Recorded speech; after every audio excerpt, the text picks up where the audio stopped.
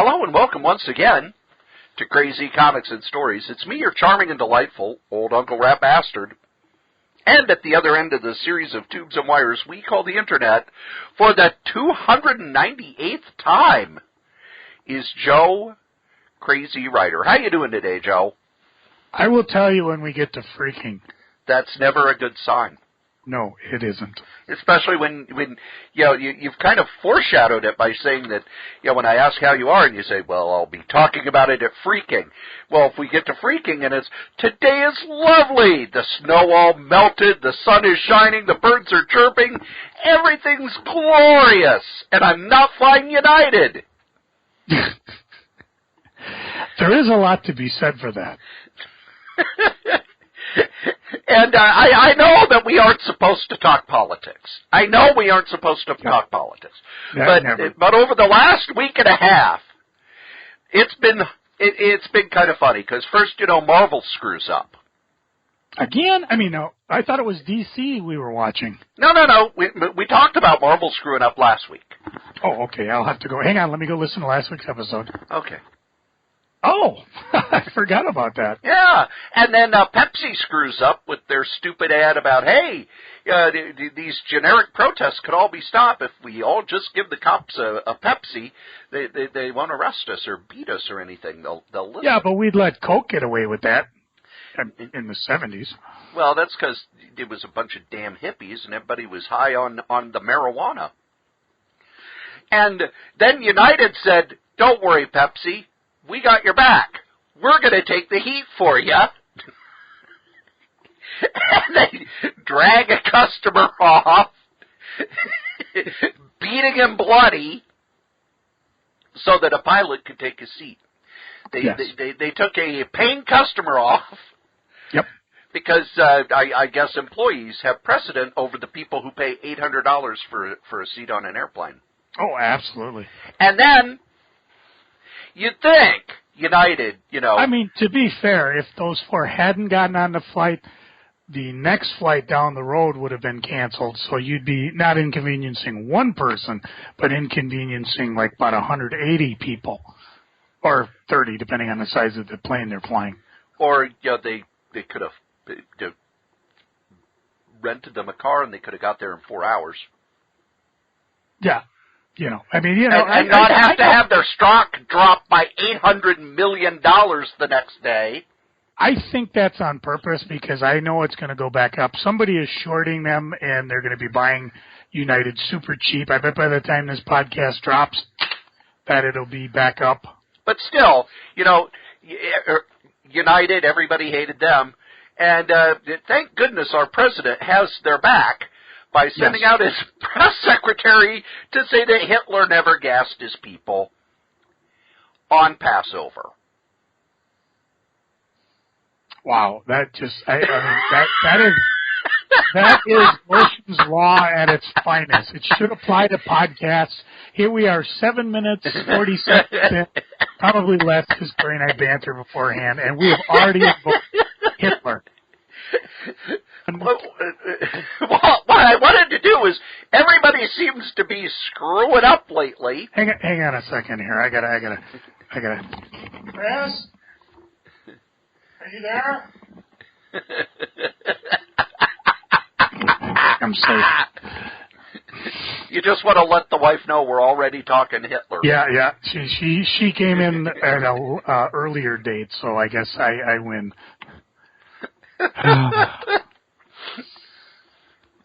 But it kind of helped Marvel because Marvel had another big blow up over the weekend. Wow. So we're not the only ones that are freaking. You know how Marvel's been working real hard to relaunch the X-Men, right? Wait, and we're going to be reviewing it. Oh, no, they didn't because they're fictional. Yeah. But, they've been spending a lot of energy. They've spent about 9 months, 10 months getting ready for this relaunch. And it's amazing because they spent the previous 10 months trying to disavow them. Well, we don't know that. Well, they did a fine job of it. But I guess this X-Men relaunch, that's our problem. You know what the big problem is? Duke doesn't have his own book. He should, but I think Mike Elrod's busy. Gotta let the perfect person do it. But hey, Marvel, X-Men Gold #1 came out last Wednesday. It did. And the artist, who's Indonesian, decided he was going to stuff it with all sorts of anti-Christian and anti-Jewish graffiti and symbolism in the background and in a few cases in the foreground of the comic. What comic? X-Men Gold, the one that came out last week. Wow, I must be oblivious because I didn't see any of it. Well, that's the thing. If you aren't Indonesian, you really don't know what the political stuff going on is. But he uses a lot of what a lot of protesters in Indonesia have been using to say that because they're a Muslim country, they shouldn't be governed by Jews or Christians. Kitty Pryde, who's the leader of the team, they took a jewelry sign and made it so that it just was the word Jew right next to her head. And then there was another where they're having the X-Men baseball game. Okay, I'm looking at it. And do you see where Nightcrawler is drawn so that it looks like he's bashing Kitty Pryde with the ball bat? Yeah. And the artist, I guess, was kind of bragging that he'd done stuff like this until it was found out. And then he said, no, I didn't do any of that. It would have been perfect if he'd have kept his mouth shut, because, like I said, I read through it, and granted, I didn't know about I knew the controversy, but, we'll get to it in freaking. But I just really just don't care. And now it's like, oh, well, I guess there is something going on here. Well, it would have been found out because G. Willow Wilson, who we actually talked about last week, the Muslim writer on Ms. Marvel, wrote another really good blog piece about the history, what all of it meant, what each symbol was, and pretty much said that, if you're a Muslim, you know what this is. So basically you're saying this isn't the kike called Sabretooth or the, Smith is a dumbass. Yes, he is in the book panels. Right. This was an artist who was on the highest profile Marvel relaunch since Secret Wars. This is an artist who has been working up to this point and was the main artist. They were going to rotate artists, but he was considered the main artist on the X-Men, which has made careers. Just ask Jim Lee, just ask Mark Silvestri, just ask Joe Madura, just ask Adam and Andy Kubert, just ask John Byrne. But get him on his nice day, not on a grumpy Byrne day. Well, then you'll never get to talk to him, because I don't know that there are any nice John Byrne days. Oh. But anyway, this guy, poised to become a superstar artist. Over the weekend, when this controversy erupted, he first said that, no, I didn't do it. Then he pulled the, I don't have any idea what you're talking about. And then Marvel contacted him, and he's out of work. They have discontinued his contract. So I wrote a big blog piece on that boils down to, I told you not to be stupid, you moron. If you're going to put background symbols and stuff in, you need to make it so nobody notices them for years. And I actually have a story of someone who did that, Joe. I'm sorry, I'm just looking on eBay to see if this schmuck ever signed any of his books. However, all I found is Dynamic Forces has a Stan Lee signed gold signature series. So if you happen to have $499.99 or $699.99, you could go buy one. I can't, but I'll get to that in freaking. Back in EC days, Joe Orlando was an artist at EC. And comic book reproduction was not the greatest in the world. It was on newsprint. They didn't use really good plates. A lot of detail got lost. And what happened was that in the 80s, when Russ Cochran was doing the really nice boxed EC black and white reprints on really good paper, and the hardcover. The one that I have a complete set of, those reprints. They went back and remastered all the art, struck new film and everything, and they realized that in one of the comics, Joe Orlando had drawn a whole bunch of naked ladies. And at this point, Joe Orlando was an editor over at DC. William Gaines called him up and said, I can't believe that you did this. I can't believe that you put my business at risk. I can't believe you would do this. And Joe Orlando said, I can't believe it took you 30 years to see it.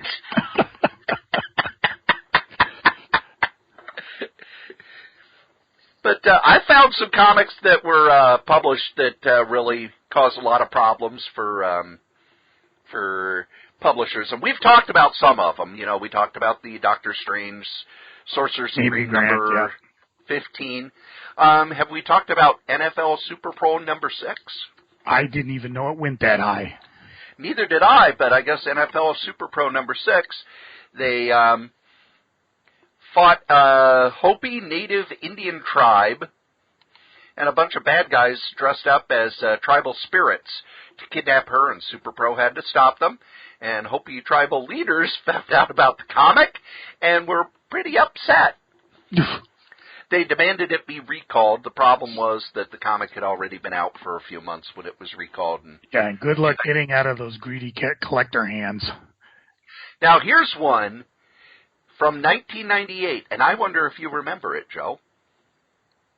I'm sorry. I can report there are absolutely no signed X-Men Golds on eBay, at least not by, however you say his name. Syaf? Yeah. There are by Chris Claremont, who has nothing to do with the book, and some J. Scott Campbell Lee, ones. who has nothing to do with the book. And there's some J. Scott Campbell ones, because apparently, he's done a few exclusive variant covers. But so if you got one, baby, now's the time to strike. Well, he lives in Indonesia, and he hasn't been to the U.S. for a convention, so I don't know if they'll have any. Maybe the MCBA will bring him in. They've got a Comic-Con coming up. It's They do? They do. It's MSP Comic-Con 2017, May 20th and 21st at the Minnesota State Fair Grandstand. You can go to www.mcbacomiccons.com, and hang on a second, and you can look under their guest list and alphabetical. Nope, he's not coming. But they got a whole oodle of people that are coming. Oodles. And I will tell you that we're still taking donations for the charity art booth. So if you have something that you want to donate, and of course because 100% of the proceeds go to the charities that we're working with, just get a hold of us at the, we get to the, these guys, our sponsor part. Just send in an email and we'll send you an address, and you can send it in and talk to your tax man and, all that fun stuff. So we got a lot of cool stuff, but I'll talk about that in Geeking. Joe, do you remember the comic from 1998, Halle the Hooters Girl? I have a copy on eBay. Really? It's a gold one. I think you talk while I look it up. Here's the problem with Halle's the Hooter Girl. And it ain't the Hooters. It's the fact that the comic book publisher did not get permission from Hooters to use their name in the title of the comic or in her costume or anything else. Yeah, I've got one that's the signed gold logo variant. There were two that I recall. The one regular cover and the rare signed one, which I guess was signed at by Halle, a.k.a. Janine Vollmer, at Heroes and Fantasies down in San Antonio, Texas in 1990. Fantasies. Yep. Let's see. Standard Recall Edition is rumored to be rarer of the two, but again, they made about 7,000 in the print run, and they all made it to public, and of course, we want it recalled. And it's like, a fat lot of good with these. There are higher graded copies available. And like I said, let me do a quick Google here. Because I've got, or eBayer, I should say. Because I've got one of the signed logo variants. Wow. And I'll talk about that later when we get to the eBay portion of the show. Let's see, Halle, the Hooter Girls, dun dun dun dun dun. There's 14 with a 9.6 going for $100. Well, after this episode, they're going to shoot up in value because people realize they're unlicensed. They are. There's a couple of people, as of this podcast, putting them up for bid for $4, and that's an auction, which is rare. So, yeah, I mean, they are in the collector domain if you really want one. But again, don't fast forward the podcast. When we get to the eBay portion of the show, I might have a deal for you. We'll talk about that in freaking. Here's another artist who killed his career. Dun, dun, dun. Joe, do you remember Al Milgrom? Yes. Do you know why Al Milgram's name does not pop up in comics much anymore? Actually, I just saw him in previews, but it wasn't at one of the big two. And I referred to it before, but I can't remember what issue it was. It was Universe X Spidey #1. There it is.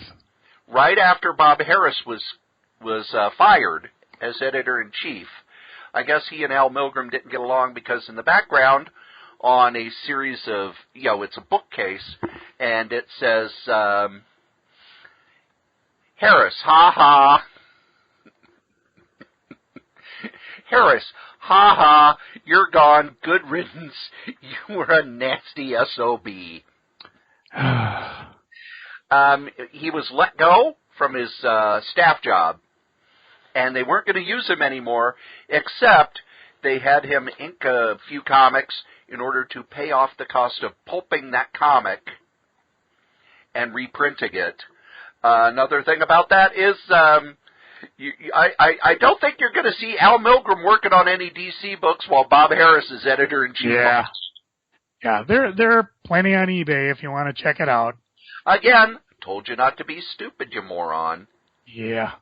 And I remember him saying stupid shit he thought someone would find that and correct it before it got printed. It's not my fault. I didn't do it. So those are the big ones where people made huge mistakes. Now, there are other books that got pulped for things that, like the Elseworlds 80-page giant, which had super baby story in it, that passed all the way through, and then when they saw the make-readies, Paul Levitt said, we can't publish this because it's got super baby getting in a microwave, and people might put babies in microwaves. Yes. And all I could think is, nobody that stupid reads comics because nobody that stupid can read. And, of course, there was the Elektra Volume 2, Number 3, recalled Nude Edition, because what happened is they apparently... there was some fairly tame images. It looked like Elektra. Well, she was nude, and you see a little side boob and a little word balloon over the boob and a little, word balloon over the butt shot. So apparently Marvel recalled the issue and gave her some underwear. And, well, that's good. They're not rare. There are some that were CGC'd. There were some that were dynamic forces. There were only 500 of them. So... And, what they did is they just put a couple lines on her to make her look like she was wearing some real skimpy underwear. So she's nude. She's nude. Well, what about All-Star Batman and Robin? Yeah, that's the other one I remember, where they literally wrote out the curse words and then put, like, little black boxes over them. But I guess the little black boxes were big enough. Yeah, very. So you say, sell your poison somewhere place else. This arcade here belongs to the fucking Batgirl. And let's remember, this is also the comic that has the infamous line, "What are you, retarded? I'm the goddamn Batman." So Frank Miller is quoted as saying, "This is the first I've heard of it. I have no idea how this awful thing happened. It's just one of those terrible and glorious things that happen time to time in publishing. My first reaction is simple. I want at least 3 copies." And I doubt either of them I doubt anybody involved in the comic got disciplined, seeing as how one of the vice presidents of DC was the artist on the book. Yeah. Yeah. That's one of the perks you get. It's like, if Jim Lee's the one, it's like, oh, my bad. Whereas if it was, Joe Schmo, it's, what do you mean I can't get unemployment? But not all the comics we're talking about are necessarily DC or otherwise. Oh, you know of some others? Well, yeah, I know quite a few. But they're not really, some of them are like a reprint, they made a reprint or an error, like they put page 7 twice. Oh, yeah, stuff like that happens all the time. Kids Annual. Let's see, let's take a look at another one. Apparently there was a Ray number 2, am I saying that right? Ray number 2 from Valiant Entertainment. That apparently there was supposed to be a mask variant that was meant to have die-cast dashed lines around the mast, but apparently the eyes and the string holes were cut out completely. So if you care, Diamond issued a destroy notice to destroy these, but that probably didn't happen. Yeah. So, now, when you would at your shop, if you would get the destroy notices, would you destroy them, or would you go, aha, collector's item? Well, we talked about the Wolverine 131, though our ceremony was interrupted by one of our closest foes, the kike known as Sabretooth. And it was supposed to be the killer, because kike's a slander word. I actually had 5 left on the shelf out of, let's see, this was 98, so probably 70 to 80. I pulled them for subscribers. When the replacements came, I gave them to the subscribers. I think I ended up with 5 extra, and I know a few guys came in asking for it that I knew, so I ended up giving it to them. So, here you go, you bastard. And like anything, on eBay, this was early days of eBay, and they were hot, and then they kind of mellowed out. So, it was too late by the time it got to us. More often than not. It usually is. Yeah, they kind of caught it. Like the one that really cracked me up was the Action Comics 869, because one had Superman drinking Crow beer, even though it's supposed to say root beer, but the root was kind of blotted out, so they recalled it, and it's now he's just drinking generic soda pop. Which just shows to go those Kents were cheap son of a bitches and couldn't afford name brand sodas. Well, and not only that, it shows that the Superman can't have a beer. Nope. Although you think, what a boring... Makes me sad that Superman's not allowed to have a beer. Even I have a beer once in a blue moon, maybe. I don't know. Not that often anymore. I don't have time. I'm curious about that Elseworlds Giant. I wonder if you can find those. Well, they did reprint it in a book at some point. Yeah. Right? Yeah, I'm trying to think of it. Because I've read the story without having to go to England. Yeah, and I know our good buddy Nick, he just had a way of finding these books. I remember one of the MCBA guys, for some reason, wanted was it Cry for Dawn? Did a bootleg? Somebody did a bootleg on it. And, they're generally worthless, but at the time they were going for about $50 while he was able to dig one up somewhere. And I know somebody else wanted a copy of this Elseworlds. And I think what it was is they only got released limited over in Europe because for some reason the boxes going to Europe couldn't be recalled. So they were on their way. And if you want one now on the eBays, there's an ungraded one for about $400. Otherwise, they tend to start at about 300 and go up, depending on the actual grade on it. Top one, 9.8, is about 950,000. I'm kind of like, why would you want to do that? I'd at least want to read it. I'm not a slab person.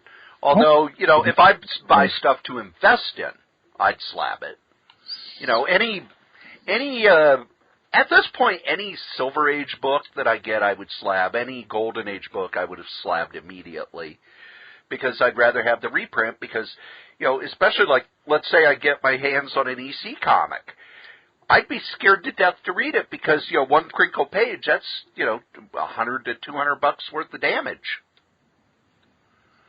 Yeah. That would make me cry. I think the last book I ever bought for, I bought it from Wizard on their online store back when the magazine was predominant. Hulk 181. I paid $500 for it with the goal that I was fit on it. No, goal, not gold. Gold! Gold! Gold! Gold! But I ended up selling it a few months later, well, actually years later, I should say, because something went bad with my car at the time, and I ended up, bought it for $500, sold it for $700, and it was only a 9.0, but it was the only one I could find at the time that was slab that was actually affordable. I suppose if I had it now, I would sell it, but we'll get to that when we get to freaking. Oh, that doesn't sound good at all. It does not. Okay, so now, Joe, do we want to do our review, or do we want to go into our topic? Well, since this all started with a review, let's do the review, and then we can do our topic. All righty. We are going to review the X-Men! No, X-Men. I don't think that's the theme of the X-Men. When an X-Men throws his mighty... No, that's not it either. Oh, well. X-Men, you need a theme. Didn't they have one for the cartoon? I don't know. I'd have to go way back and figure that out. I know it didn't have any lyrics. X-Men! Na, X-Men! No, I don't know. X-Men Gold #1. So the X-Men have relaunched. And we are all so excited. But maybe you should be. Yeah. Let me pull up my copy here. And I've got mine sitting in front of me. And right away on page 1, I was pissed off. Already. Because they're coming up with the, why does the world hate and fear mutants? I've often had occasion to wonder in a world of Inhumans, Asgardians, Spider-Men, and women, and all manners of enhanced individuals, what particular threat do mutants pose? And they come up with because they're different, because they have an X genome, because they're the only phylum that spontaneously enhances. And I'm like, that's pretty stupid reason. I mean, if you actually had somebody sitting here talking online with that, you'd have people bored. You hate mutants because you're a bigot, because you're prejudiced. Maybe that's why they're going for it. But I don't know. To me, part of the whole X-Men thing is they want to get back to the basics. You got to have people hating X-Men because they're mutants, not because they're powerful, not because they're scary, not because they could potentially sneeze and blow out the planet, but because they're mutants. And I can't help but think, with all the bullshit that's gone on in the Marvel Universe, mutants would be the last thing I'd be worried about. Galactus taking a cosmic dump on the planet is something I'd be more worried about. Of course, they did that thing in the X-Men where they said, everybody thinks Galactus was just a something fake like the moon landing. All right. Now, are you talking about X-Men Gold or X-Men Prime #1? I got X-Men Gold because I didn't see Prime #1. Oh, okay. X-Men Prime #1 is actually where the relaunch starts. I haven't gotten Gold yet. But I will say what's interesting in Gold is in the back, and I imagine they'll do this in blue, they have the road to X-Men Gold, where they start with a comic people don't really know much about, Uncanny X-Men #1, way back in, what was that, 64, 65? 1963, I do believe. Oh, man, I'm old. Hey, that's before either of us. thankfully. And they go forward. It's before we started this year podcast. Which is actually helpful because there's parts of the X-Men history, mostly the 90s, that I pretty much don't know what the hell's going on. And they kind of do a good thing bringing everything up to date. And I haven't paid attention to the X-Men Inhumans War, the whole, what's going on. So they do a little catch-up. But now I guess I got to go out and find me an X-Men Prime. Corey, tell me about X-Men Prime. X-Men Prime is, well, let's see. I'll just read the opening here. Returning to Earth after a series of adventures with the Guardians of the Galaxy, former X-Men Kitty Pryde discovers she's not the only one starting a new chapter. In the aftermath of their war with the Inhumans, the X-Men find themselves out from under the threat of extinction and with an uncertain future stretched out before them. And for me, the first thing I notice is they start with Kitty Pryde. She's in Chicago. She is going to be what is known as our through character. She's the character who's going to pull us through the story to introduce what's going on and kind of be our guide. If you've never read an X-Men story before, this is a good first start. All of the stuff from the past, they've kind of, it's not like, okay, everything that happened before we're going to ignore. It's more, okay, we're kind of starting fresh, all new story. She's going to guide us through. And it's written by Mark Guggenheim, Greg Pak, and Cullen Bunn. And it starts off with Kitty not really wanting to be part of the X-Men. She's been out dealing with the Guardians of the Galaxy. She had a bad relationship with Star-Lord. And Storm shows up and says, I'd really like it if you came back to the X-Men because I'm leaving. And your ex-boyfriend will be there. Yeah.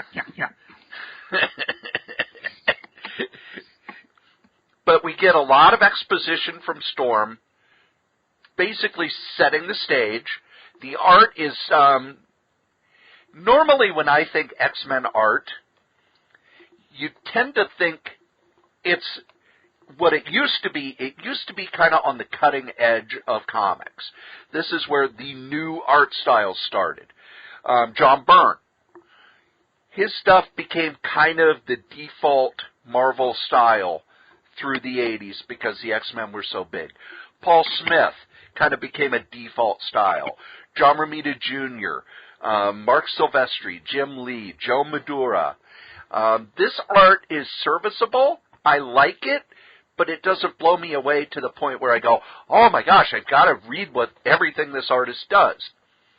It's nice. I suppose I should talk too much about the artwork on X-Men Gold, huh? But it pops around to give us some stuff like, okay, here's what Lady Deathstrike has been doing. Here's what this character's been doing. Letting us know kind of what's going on in the universe. There's a new Brotherhood of Evil Mutants. Here's how the X-Men show up in New York. And as an introduction, it's really well done. There are a lot of quiet moments that remind you that one of the things about the X-Men that I miss, especially like pre-200, was the soap opera stuff. You'd get the quiet moments. You'd get, 3 or 4 pages of the characters just talking rather than, everything's blowing up all the time, oh my God! Now, did they cover X-Men Blue in that? This is basically where everybody's at. And it ends with Kitty Pryde deciding she's going to be part of the X-Men. Now, X-Men Blue, that's the one with the original X-Men, correct? That the time-displaced X-Men. Right. Were the original. We get an explanation of what they're up to and that they're going to be moving off. I will tell you this, in X-Men Gold, this is Kitty Pryde's first words. To me, my X-Men. Yes. And they do play softball, as we've already talked about. So. But this is a good reset button. I think those of you who've strayed from the X-Men, or like me, since 1990. No, you read the X-Men when Morrison did it. Yeah, that's true. Beak, where are you? But this is kind of okay, here's where the X-Men are. This is where we're going to go going forward. kind of a setting up, all right, this is our starting point. So if you've been an X-Men fan in the past, you're going to jump in on this and go, oh, cool, these are the characters that I miss. For a first issue that launches kind of, they're going to, again, the problem is there's going to be 10 X-Men books? God damn it, they never learn. But this is a good first start. The art was serviceable, not great. The characterization was spot on. And it felt, one of the things that I like about the X-Men is when it feels like a school. And in this case, it feels like a school that also has a superhero team involved. So it gives it a different feel from any other super team.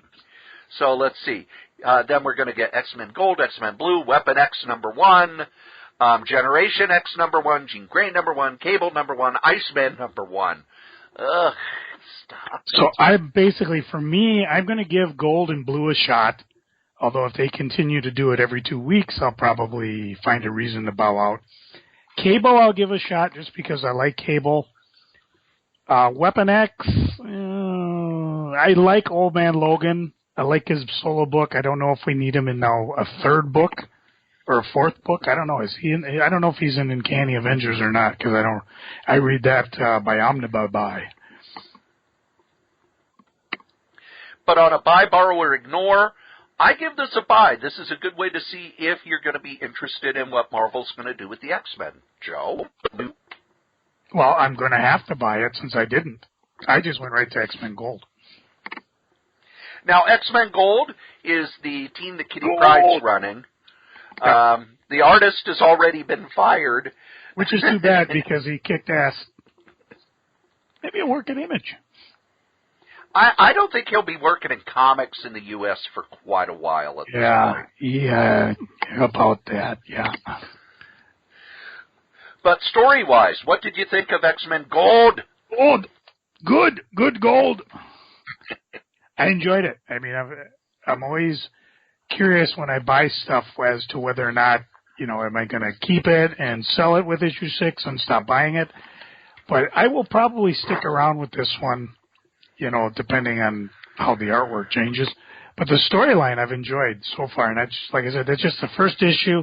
The road to X-Men Gold at the end was brilliant just because it really helped fill in some of the holes. I mean, you've heard me talk before when I pull a single X-Men book and just read it randomly. Cyclops is dead. Professor X can walk, but he's with a bunch of Skrulls, and he's in outer space, and this person, that person, and blah, blah, blah. The one thing I would Rogue is sleeping with Magneto. What the hell? I would put She-Hulk went with Juggernaut, so I think it all bears out. Angel slept with the Husk up in the air in front of her mother. Yes. Or, wait, that was just the Husk. It wasn't actually her. That they comparate. I don't even know. I just remember reading that issue going, all right, I'm out.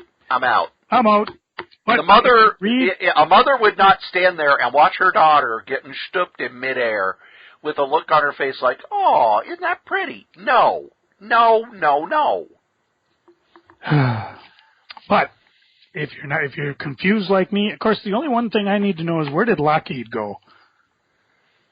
I don't know. Well, I'm going to go look it up because we have something that our kids didn't called Ghoul-Gill. Now, maybe he's still hanging out with the Guardians of the Galaxy. Ooh, now there'd be a book. Groot, Rocket Raccoon, and Lockheed. Didn't they do Pet Avengers?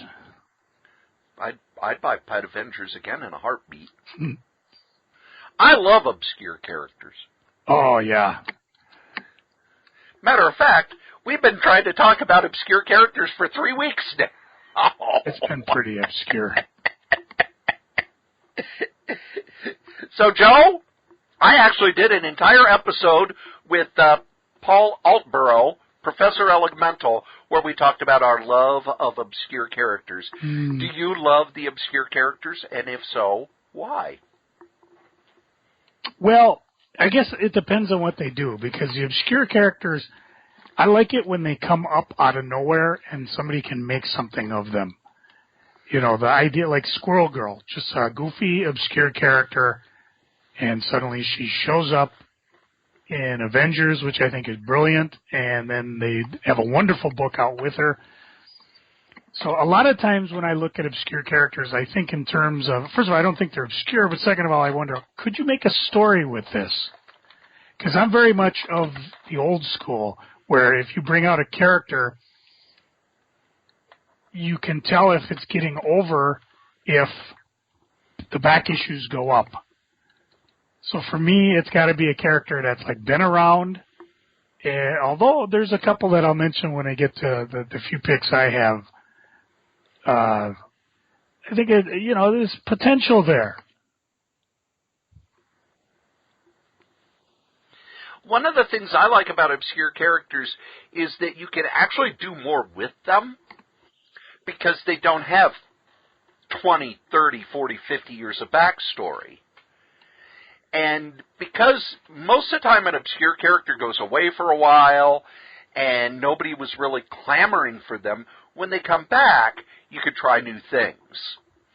And one of the things when we get to my favorite obscure characters, part of it is that the stories they were in were so good that I just want more.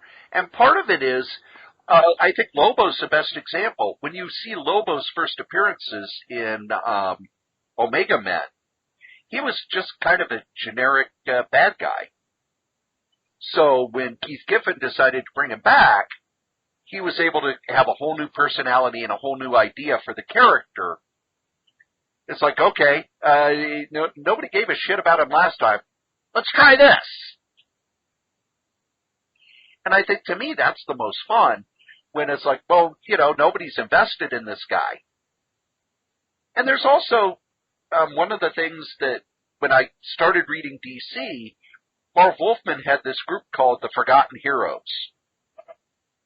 And it had Animal Man and Dolphin and all of these other characters who'd had like maybe, 2, 3, 4 issue runs that never really caught on. Sometimes they even do that, like Marvel tried the 12, where they took 12 Golden Age characters and brought them forward, and that was pretty much it.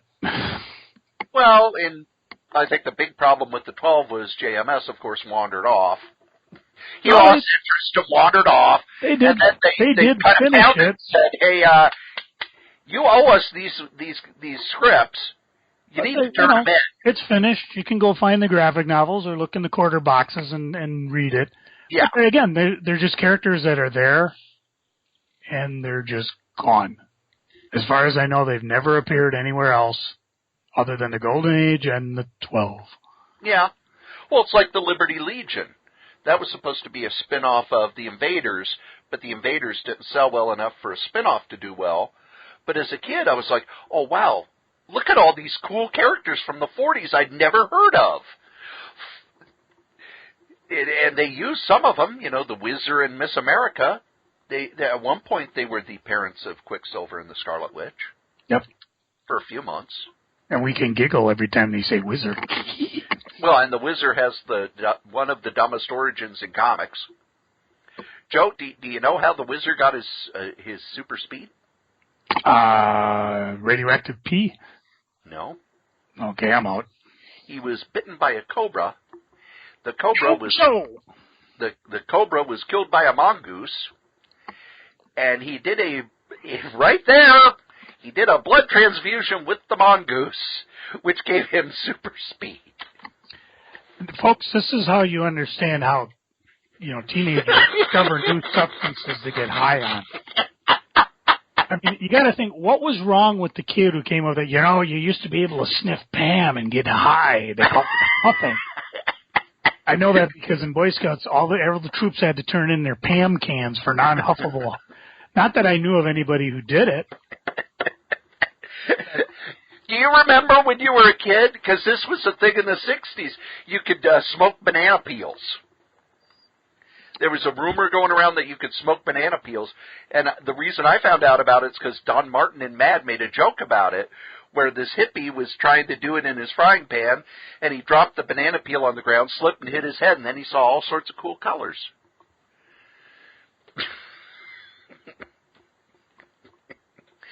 Damn hippies. Geez, Flo could save me $598. I may need that. But I'll talk about that when we get to freaking. I'm sorry. You just keep doing this foreshadowing. So, Joe, I have a list of my 5 favorite obscure characters. Okay, you go first because I could only come up with 3. All right, and number 5, actually I'll do 5 and 4, and then you can do yours. At number 5, it's a comic that only lasted 12 issues, and one character from it actually showed up in a single issue of my number 1 favorite character, and that is the cast of Thriller. Oh, I thought maybe Lady Cop. No, I wasn't a big fan of Lady Cop. You know, I've read all of the Atlas Seaboard stuff, and Lady Cop was one of the DC books. Oh, one of the first issue specials. Yeah. Maybe they should call it last issue special. They did have an Atlas Seaboard book about a Lady Cop. I can't remember what it was called. To eBay. But the cast from the comic Thriller, which was set in the future, and not Michael Jackson. Never mind. And everything had kind of double meanings because they would talk about the team was 7 seconds, and what it was, the lead female character, these were her seconds. These were the people who did her fighting for her. Okay, I did not find any Lady Cop comics, but I did find some really hot Lady Cop lingerie sets. Oh, there you go. Oh, my. But Thriller was, and all of the characters had something interesting about them. Salvo was a character who, when he shot his guns, could never miss. You know, on and on and on. Beaker Parrish was the first artificial human. He was 7 foot tall and a priest. I forget the other, there was one character who... Jimmy, why did you confess to that? There was one character who was psychically connected to his car, and as far as the other characters knew, he never left it. So it was very much a pulpy type series, and no one's heard of Thriller anymore because the book did 12 issues, didn't sell well back then, and it ended in, 1983. The next one I have is a character who's become obscure, and that's Nexus. And I thought that Nexus was one of the most inventive comics of the 80s. It was a science fiction superhero who had been given his powers by an alien, and the alien would force him to kill serial killers.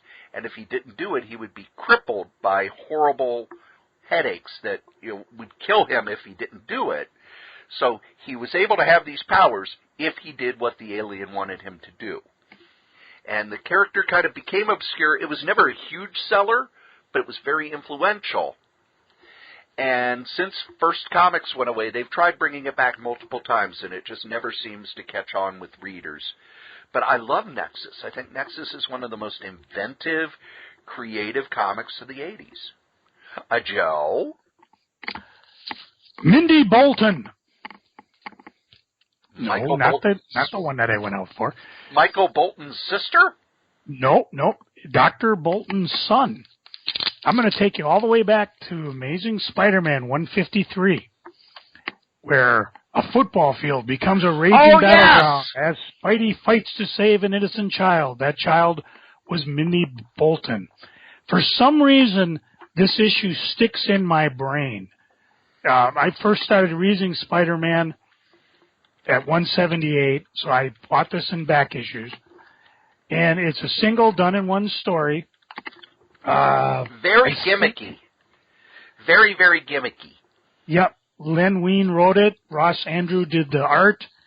There was a couple things that were interesting. I mean, when Spider-Man, his spider sense was going on and he notices a cab blinking, 3 on, 3 off.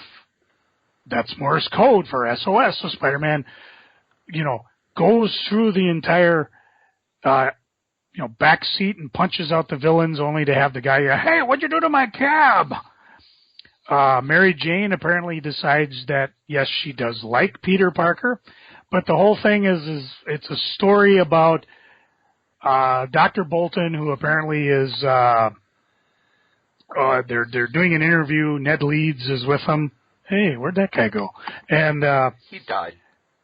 Parker's with him. And as they interview him on the football field, he tells the whole story about how he just couldn't quite make it to the goal line during the football. It's a full-page spread. I'm not going to read the whole thing to you. But somehow this guy is mixed in with the mafia and blah, blah, blah, and they do something with his daughter. And as they're running away with his daughter, Bolton snaps and goes after him. And, of course, as he's running down the field, they're trying to shoot him. He gets shot at the 50-yard line, but he keeps going and gets to his daughter and holds on to her. And then Spider-Man comes in, mops up the field in time to stop everybody. But then as Dr. Bolton dies, he discovers that, yeah, you made the whole 100 yards. You saved your daughter. Why does this stick with me? Okay, we talked about it last week. There are tons of diversity characters popping up all over the place that come out of nowhere. Why don't you take this character who was so inspired by the fact that Spider-Man saved her life, and I would prefer it be a hero rather than, Spider-Man couldn't save my dad, I must go out for revenge. But this would be a great origin story or first appearance of a character that could potentially be something. But as it is now, Mindy, you're obscure. Back into the comic box with you. And her father created the World Habitual Offender Computer, which was this computer that was supposed to be able to figure out who criminals were. But it became self-aware and took over the crime families. So you got that going. Spider-Man fought it a few issues later. I don't remember how many issues later, but I do remember that was when I was starting to go into back issues, because my first Spider-Man issue was 161, and I would get older issues. And I remember that story because I thought, oh, cool, they've created this computer that can figure out criminals, and it becomes a crime lord. And it's such a shame that it's another thing where it's like, yeah, well, done in one, because that's something that they could bring back. You know, here's a computer in Spider-Man that became self-aware and decided to be a criminal. Why? I don't know, because it's not spend money. Years before Skynet. Yes. Maybe it was bored. Let's play Blue More Nuclear War. My next favorite obscure character, Joe, is he travels through time. He has a lovely female companion. Kronos? What he travels through time in does not look like a time machine, and it's bigger on the inside than it is on the outside. That's what she said. And do you know who this character is? Rip Hunter? No, I'll give you one more clue. His other faithful companion is the disembodied head of Sigmund Freud. Okay, you lost me on that one. Aztec Ace. Oh. That was a book by Doug Mensch and Dan Day, who was Gene Day's brother. And it was kind of Doug Mensch's Aztec version of Doctor Who. And because, you know, back then Doctor Who was still a kid's show, they could do a little more complicated stuff. But Doug Mensch went to Eclipse, pitched this idea, and was able to do more adult stories. So it was kind of a cross between the stuff he was doing on Master of Kung Fu with the, you know, more mature, more adult storylines and character interactions, but still, you know, he traveled through time fighting Aztec monsters. And I liked it because there was just so much stuff he was throwing at the wall to see what would stick. And, you know, you and I, we're going through Master of Kung Fu. We're 20 issues in, and it's just now starting to get to that sort of Kung Fu James Bond that most people think of. So by issue 15, the book was starting to gel and become something unique. But it didn't sell real well. And even though Doug Mensch owns it, nothing's been done of it since. And You read a lot of comics in the 80s. I bet you read that comic. But when I mentioned the setup, you were like, I don't know what the hell that is. So, Joe, your next obscure favorite? Hang on a second. This one's going to take a wit. A butt and a wit? Butts and wits? Right. I like Joe Smith. Well, of course, his name's Joe. Well, of course. He's just a guy named Joe. He's had 2 appearances in the Marvel Universe. The first one was, good Lord, that was way back. Yeah, that was Steve Ditko's final issue of Amazing Spider-Man. Yep. Number 38. 38? Yep. And he didn't appear again until Captain America 246. And I believe that's it. And he's the story is basically he dreams of becoming a boxing champ. Joe Smith, that is, not Steve Ditko. Or Spider-Man. And the bad guy lets him fight. Older man becomes his manager. He's ridiculed by others, taking pity on Joe. His boss gets him an extra in a science fiction movie. Joe gets shot during an accident, and he decides to go on a rampage. And Spider-Man comes. Joe gets angry because he sees another person trying to keep him down, even though the guy's dressed like a spider. They fight. There's a pause in the action. Joe runs away. Let's see what happens here. I think Joe decides to he goes back to the gym, punches out a few guys. Joe gets punched out. Movie company wants to give Joe a large starring role for his impressive display. Spider-Man fights some criminals, is angry that Ned wants to marry Betty, doesn't have to hide Spider-Man, blah, blah, blah. So it just kind of goes on and on. So, but when we pick up, now let's see, that was, what year did that baby come out? That had to be 66. So now let's fast forward to 1980, where school superintendent Martin Harris is being pursued by a costumed Joe Smith. Joe kills the man. Captain America encounters Joe tearing up a high-rise. They fight. Cap's unable to capture him. Oh, man. Joe destroys the Social Security machine. No wonder those computers are pissed. Anyways, somebody next door to Steve Rogers tells him about Joe's situation. Joe's son has special needs. His son's name's Joey. We need more Joes in the world. So Joe blamed the superintendent who he murdered, Social Security system which he murdered, Larry Soller, who Steve shadows in time to stop Joe. Although he does attack Larry, he doesn't kill him. Cap tells him he knows the situation, but killing people is not the answer. Joe breaks down and stops his pursuit of vengeance. And I'm assuming goes back to jail because we haven't seen him since. That is incorrect. Oh, you mean Marvel Wiki is wrong? If you go to Spider-Man, the Mysterio Manifesto, dun, dun, dun. Joe shows up there too, because remember, Joe was a stuntman, and Mysterio was involved in movies before he became a villain, so he shows up in the Mysterio Manifesto, and they have all of these.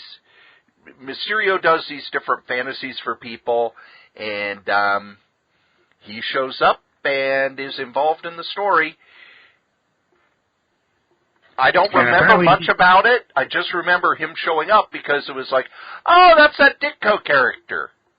Yeah, and he has a couple more. He shows up in three issues of Web Spinners, Tales of Spider-Man. Shows up in a couple annuals, number 28, number 7, and apparently Spider-Man Comics Weekly, which is all reprint stuff. So we need more Joe. And one of the things about that appearance that I always find fascinating is when you think Ditko, you're thinking Dr. Octopus and Mysterio and Green Goblin and everything. Goblin. But the last story that Ditko did was very much in keeping with his philosophy of regular people. This is just a regular guy. He's, he lucks into some superpowers so that Spider-Man's not just beating on some schmo. But Ditko didn't like the big crime boss stuff. He liked the fact that it was, he wanted crime to be sort of something that people fall into because they're weak, that it's nondescript, that the people who are involved in crime are not glamorous, they're not special, they're just weak. And a lot of people say that it's, the credit and everything, but one of the reasons that Ditko left Spider-Man was he and Stan had a very different philosophy of how stories should be told. More Joe.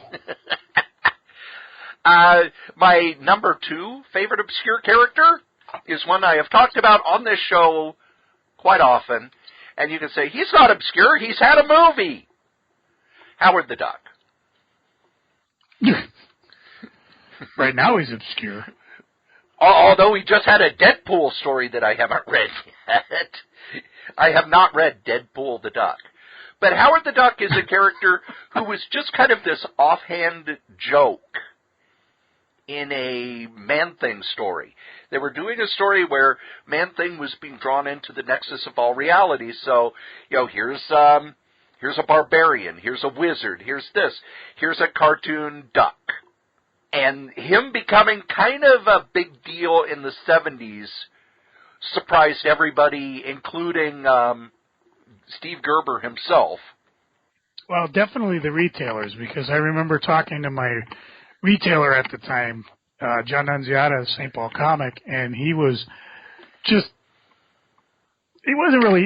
kind of a wry, crusty guy, and he was just kind of, they tell us everybody went crazy on Spider-Woman 1. You figure, what? Spider-Man, why not? Howard the Duck is the one everybody wants. Who the hell figures? I can't figure this place out. Well, and one of the things with Howard the Duck, it was like Shazam #1, in that these comic dealers went to the distributor level and were buying cases of it from the distributors so that it never even got to the stands, and then were $5 for Howard the Duck #1, because they didn't learn their lesson with Shazam #1, because when they did that, it's like, Shazam #1, they returned the original Captain Marvel, and less than a year later, it's like, God, nobody cares. Yeah. With Howard the Duck, Marvel... It did go over and over. I mean, I remember the first appearance of, or the first issue of Walt Simonson's Thor went crazy, Crisis went crazy. So, yeah, these guys got a lot of mileage out of doing that. But, like you said, when they got stuck with something, well, you don't see people asking for Howard the Duck anymore. Marvel jumped on the bandwagon. They put out a reprint that wasn't just a regular reprint. Nope, it was a Treasury edition. You're going to have to pay $1.50 to Marvel to get that book. Well, they even did a Defenders one with an original... Wait, no, that was the one that had the original Defender story in it, didn't it? Yes, it is. You had to, if you wanted it. 5 villains in search of a plot. One of my favorite Steve Gerber stories. That's something that they should do. Marvel should go find all these obscure stuff that... I don't know if that's ever been reprinted. Yes, it is in the... Howard the Duck, it was in the Essential Howard the Duck, it's in the paperback reprint, and it's in the Omnibus. See, another reason to buy these things. Damn right. So, Howard the Duck, kind of an obscure character when you think about it, even though he's had a movie, because when the movie came out, he didn't have his own series. How is that for Marvel? Hey, we got a Howard the Duck movie coming out. Yeah, here's a Marvel Super Special. I think that was probably Lucas, pushing for that. They did do that magazine. Yeah, they did the adaptation, and then they took the adaptation, turned it into 3 comics, but there wasn't a Howard the Duck series at the time. So I would say I got in trouble for the magazine though, because at the end of it, there were boobies. Yes, real boobies. Play Duck. Yep. No. That was when he was going to bed with Beverly. Yes. That was 79. When did the movie come out? Movie came out in 85. Okay, 85 or 86. Talking the magazine was earlier than that. The magazine was after the comic ended. I actually have on my desk right now a sticker from the Howard the Duck movie that says, "The Duck stops here." And we all know that he made a sticker return is still there. in Guardians of the Galaxy. Will he be in Guardians of the Galaxy 2? More importantly, does that mean Marvel Howard the Duck is canon? You knew Lucas would find a way to screw us eventually. So, Joe, your favorite obscure character? All right. Irson Turk. He played the Defenders as the crazed lunatic vigilante. Oh. Yeah, no, different guy. I thought you meant Turk from Daredevil, who was kind of this incompetent criminal who kept showing up in Miller's Daredevil. And Daredevil would just Turk and beat the shit out of him. Now that deserves a miniseries, or at least a guy in Netflix. No, this Turk was a deposed god king of the extra-dimensional other realm, and he fled through a damaged portal that split him into a bunch of fragments. You might want to sit down, this gets complicated. Anyways, some of the fragments land on Earth and plague the Defenders as lunatic. And what was most impressive was Lunatic knew something was coming, and there's a scene, and I believe it's in, hang on a second, I dug deep into my vast accumulation of crap, and I dug out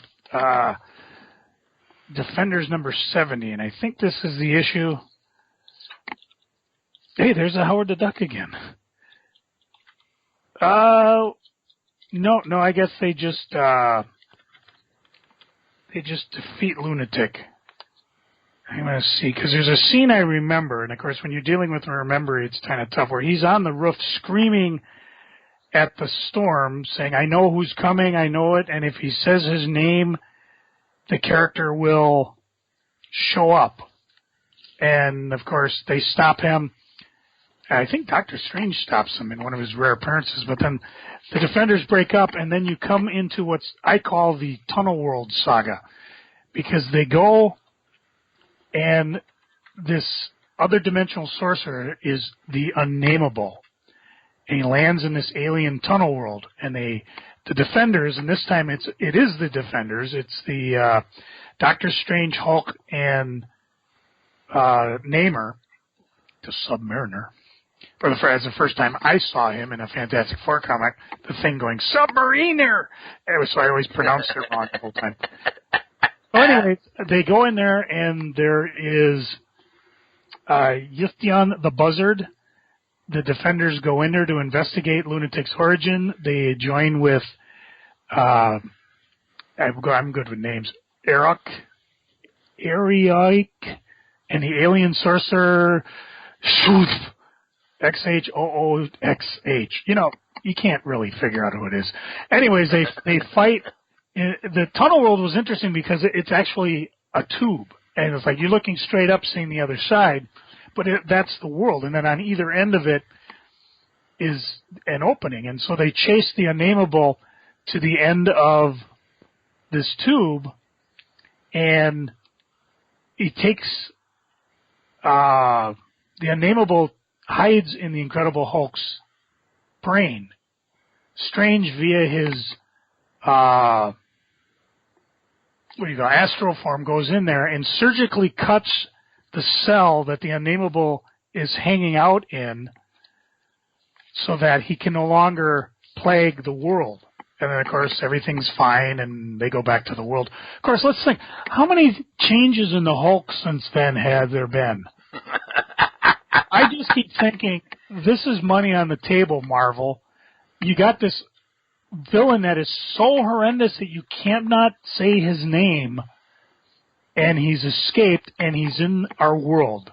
Last time we saw Hulk, well, Bruce got an arrow through the head, but, you know, I keep thinking, these two characters, the Unnameable, the Lunatic, you know, Lunatic shows up as kind of a precursor.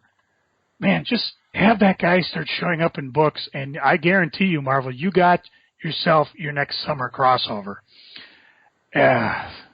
So, anyways, that's pretty obscure. I had to dig back in my Defenders to find it.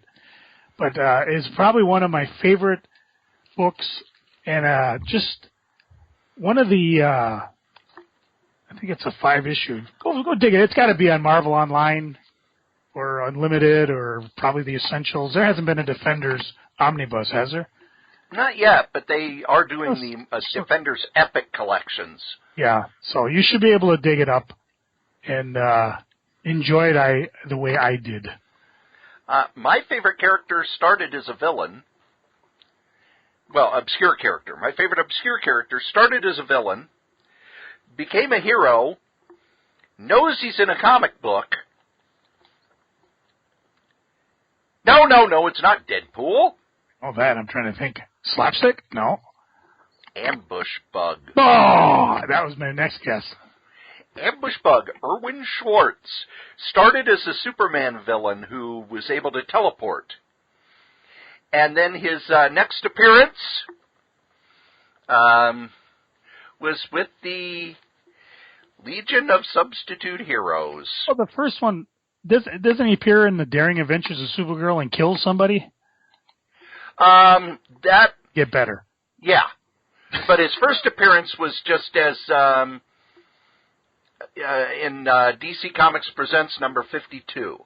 And then he showed up a couple other places, but the next real appearance by Keith Giffen he had was him in the future bebopping around, causing trouble with the Legion of Substitute Heroes.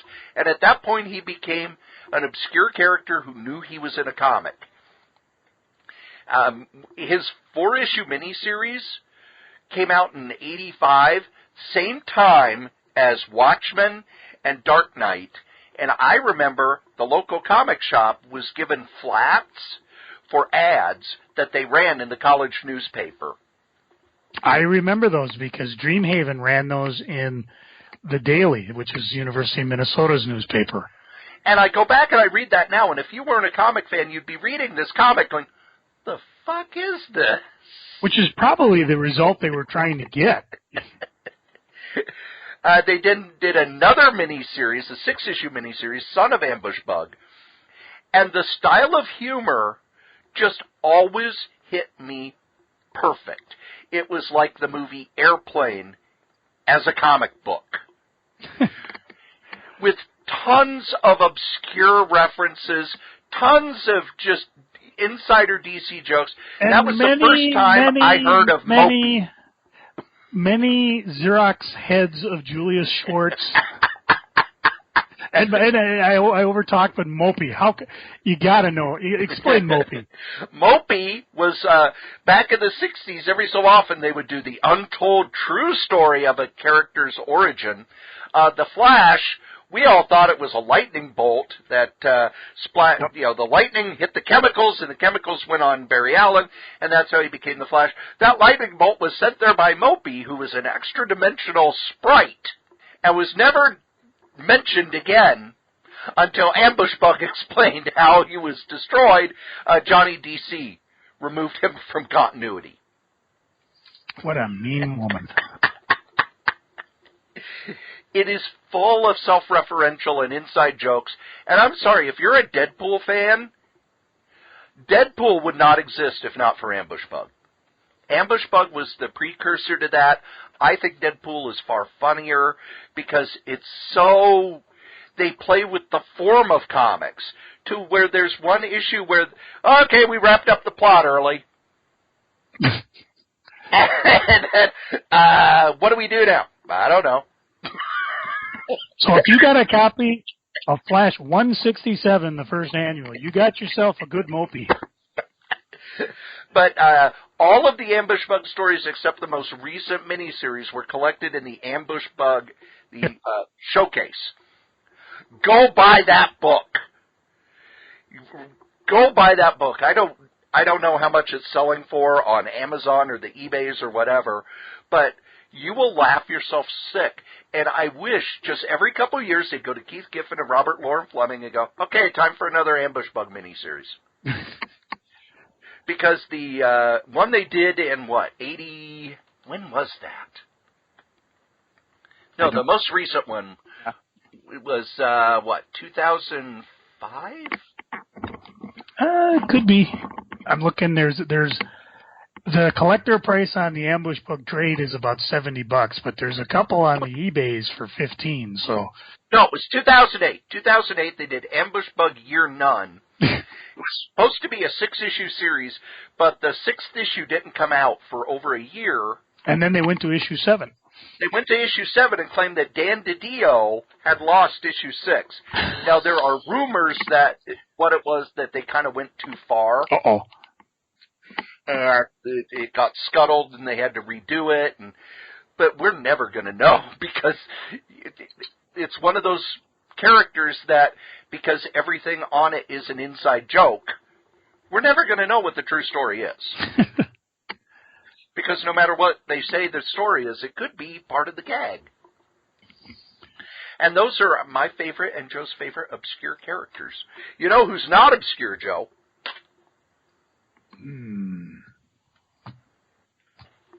Us? No, these guys. Our sponsors. That's right, here at the Solitaire Rose Radio Network, we have ads, and our first sponsor is me. That's right, your charming and delightful old Uncle Rat Bastard. I have my first book out with Dangerous Dan Moore. It's the first 100 strips of our online web strip, Worldwide News, the story of the lowest rated cable news network. And you can get yourself a copy with commentary, with all sorts of extras, with signatures and everything. Just email Dan over at lordshadowflame@gmail.com. Our top sponsor, who's been with us since day one, is DreamHost. DreamHost.com. You need yourself a website, and DreamHost.com is the #1 web host in the whole known universe. Just head over to DreamHost.com, put in the code KRAYZ, KRAYZ, get $20 off your first year. How can you beat that? Our other sponsor is Graze, GRAZE.com. Healthy snacks for a healthy lifestyle. Just head over to Graze, put in the code CORYS3R5P. Your first and fifth box are free. You could get them weekly. You could get them bi-weekly. You could get them monthly. You could just order a whole bunch of them. It's great stuff to keep you away from the vending machine at work. Now, if you would like to leave a comment for any of the podcasts that we do, we'd love those. Go ahead and email us at solitairerosenetwork@gmail.com, or you can call 952-856-0519. Operators are standing by. Okay, it's just a place that will record your calls, but we'll play them on the air. We'll answer your questions. We love getting feedback. Tell us what you think. Ask a question. Suggest a topic.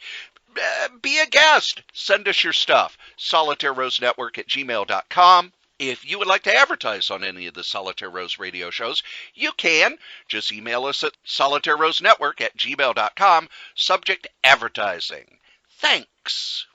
Yeah, we've been on this for a long time. We had a lot to talk about. That means we're obscure. No, with 298 episodes, we're not obscure. Matter of fact, I have a big announcement before we get into the eBays. Oh, let's hear it. I've been looking at the numbers. Last week, the Crazy Comics and Stories webpage got 38,000 views in a week. Our episodes are now being downloaded a little more than 900 times the first week they're out. And I know I do at least twice. Once on my phone and once in my archives. But starting the first of the year, we got another, bump. So thank you to all the new listeners. Keep telling everybody to listen to the show. Episode 300 is going to be big and long and frightening. You know who's not big and long and frightening? Joe! Oh, my. What's going on the eBays? Corey, what is my eBay handle? Crazy. KRAYZ. And every year around this time, I talk a lot about the MSP Comic-Con 2017 because it's May 20th and 21st at the Minnesota State Fair Grandstand, and anything else you need to know other than advance tickets are on sale right now, and you can go to www.mcbacomiccons.com. No extra S in there. But as you know, a lot of the things that I sell throughout the year go to the MCBA charity booth that my daughter Dana, myself, and my other daughter Halle will be running this year. And a lot of those, mostly variant covers, but some other things are up. And then I'll go through my vast accumulation of crap. And as I mentioned before, I donate quite a bit and take it as a tax write-off because a lot of this stuff is either from my old shops, it might be personal things that I don't care about, or it might be just some fun stuff that I'm going to get rid of. I mentioned last episode, this is your chance. If you've been looking at something, you want to make an offer on it, well, here, I'm going to make the offer for you. Almost anything on Crazy, my site. In other words, if you go to the eBay and you find my store, which is Crazy Comics and Stuff, or you just look up my name, Crazy, K-R-A-Y-Z, because you are one of the 900-plus listeners on this here podcast that download it right away, I'll let you have almost anything for half price on the shop. Almost anything? Well, there's a few things I can't because they're either commission or I didn't buy it at half price. I bought it at like $20 and I'm selling it for $21. But that's rare, few and far in between. So what you do, go on the eBays and you click on something you like, and almost everything I have on there has the make an offer thing. And just make an offer for half price. Send me a little note along with it that says I listened to the show and I want to get it at half price, and I will get it to you at half price. If I can't, I'll send it to you at cost. You don't have to accept it. You can say no. If you happen to hit on something that's already the lowest price on eBay, send me a note that you're interested in. There's plenty of ways to contact me. Just say, I listened to the show and I'm interested in this graphic novel comic you have cheap. Would you do half price? For you, the listeners, I will. Now, this here podcast, I believe, Corey, you said drops Monday? Yeah, they always drop on Monday, every time. And you get a sneak peek on Sunday for those of you paying attention. So that would be the 17th of April. Yes. Through, let's see, let's say through the 24th, which I believe is when the 300, is that when the 300th episode drops? 300 drops on May 1st. May 1st. Okay, let's make it, well, here's what's going to happen. You're going to hear this, hopefully 16th and 17th. On the 24th, I go public with the half-price sale. So, in other words, people are going to go to my store and see stuff, and they will be able to get it. But I'm giving you guys first crack. I'll be adding stuff as soon as I can. I'll get to more of that when we get to freaking. But I want to, as a thank you and as a wonderful thing to just have a little fun, I want you guys to have first crack at everything. So head on over, just either make an offer or send me a note. Let me know you listen to this here podcast and I happen to have something you're interested in. You got it at half price, or if not half price, my cost. And then, of course, like I said, after that, I put everything on sale at half price. And then when May comes around, that Comic-Con on the 20th, 21st, my shop will kind of shut down for a little bit as stuff goes to the con.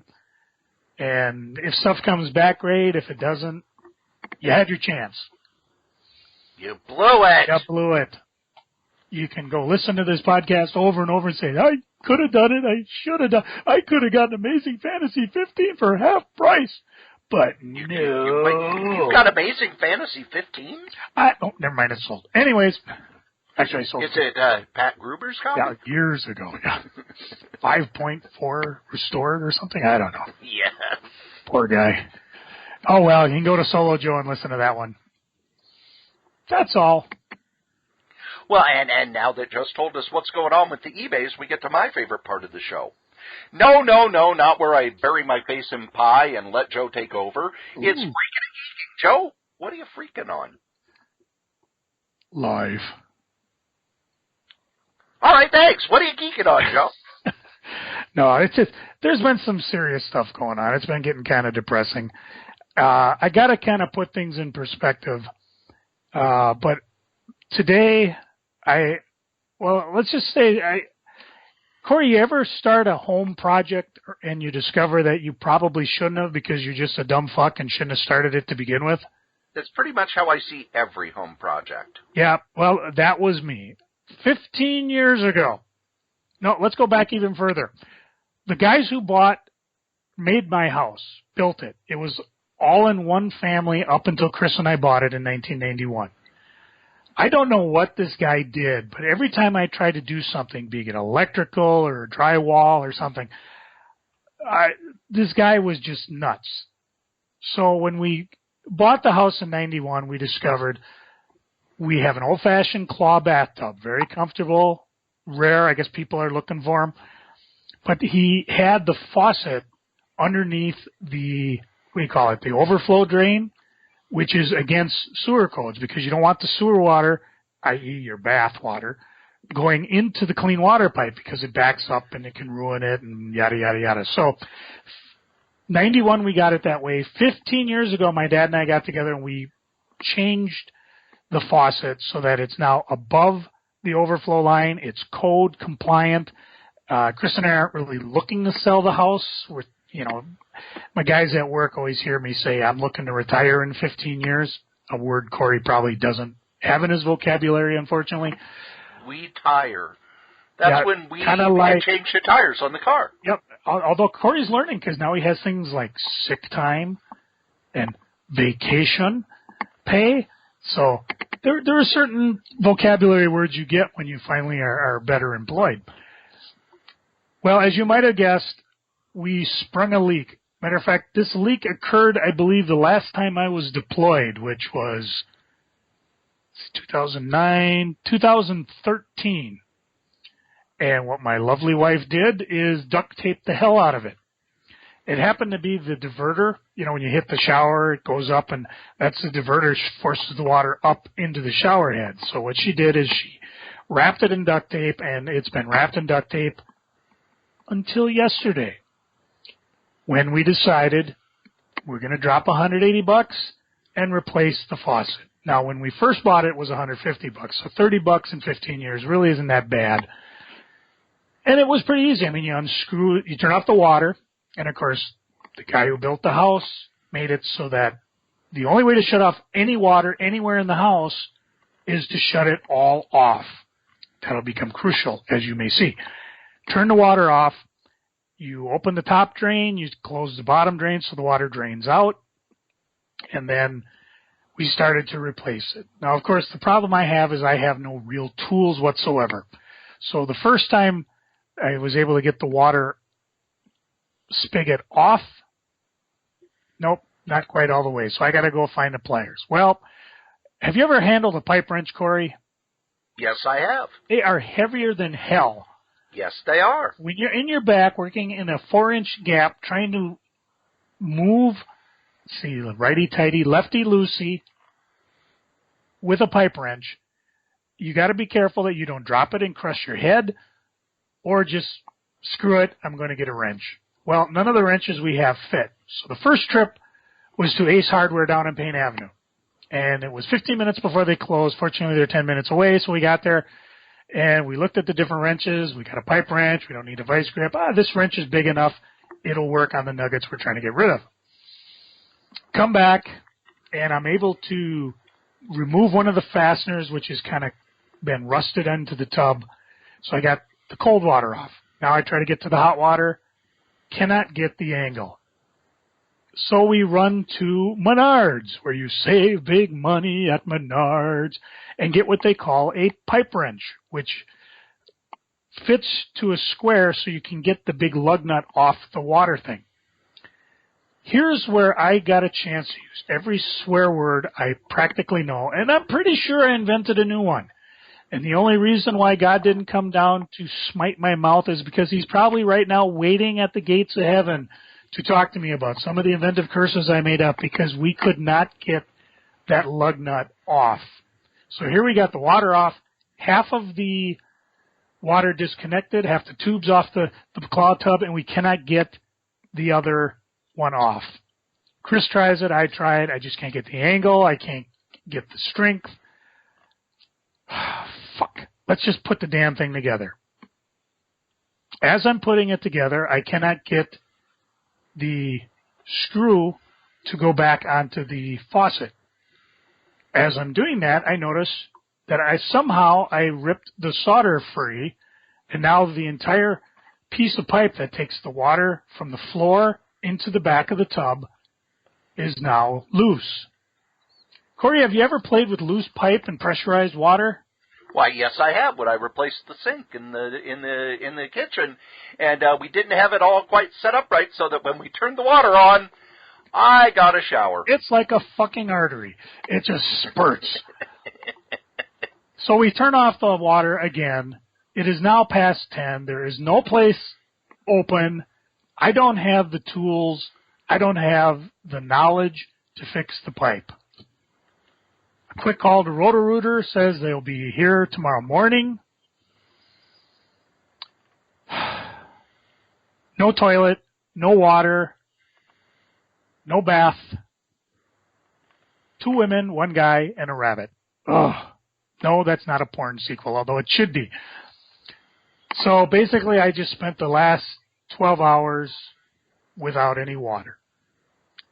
There's a reason I don't wear pants, because they stink. And I'm kind of just fed up with it all. Fortunately, the Roto-Rooter showed up. They were very efficient. I mean, I told the guy, how often have you heard I tried to fix it myself? And he goes, well, if it wasn't for that, I probably wouldn't be in business. So he had to run and get some parts, and he had to do some checking because he couldn't quite get the bits. But he fixed the damage. He gave me something very valuable, a shut-off valve. So the next time my faucet leaks, you can shut it off instead of the whole damn house. I have them now on the toilet and on the shower. The only other place is like the 2 sinks, and then, of course, I do have a shut-off valve that goes outside. But for the most part, if there's ever a leak anywhere, I mean, we don't have a hell of a plumbing problem, but we do have, and the nice thing is we do have a modern shut-off valve. It's not like a hand crank. It's just one of those levers on, off. Yeah. And they got 2, one before the meter, one after the meter. So after this here podcast is done, I'm going to take a shower. I'm going to flush the toilet 2 or 3 times. I'm going to have a drink of water. Hopefully not out of the toilet. Well, it's to be determined. I haven't decided. I did get the holiday to get some water, so we did have stuff to drink. I got plenty of things to drink.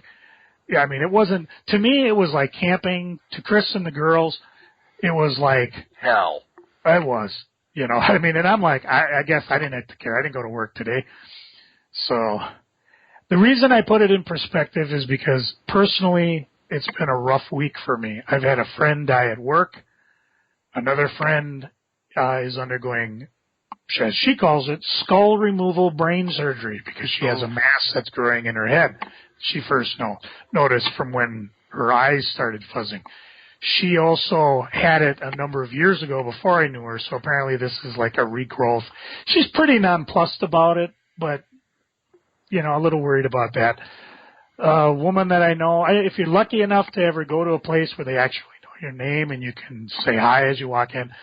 Last week she said she was going in for a biopsy. I saw her earlier when I was in getting the water, and she said it's cancerous, so she's nervous. She's going in.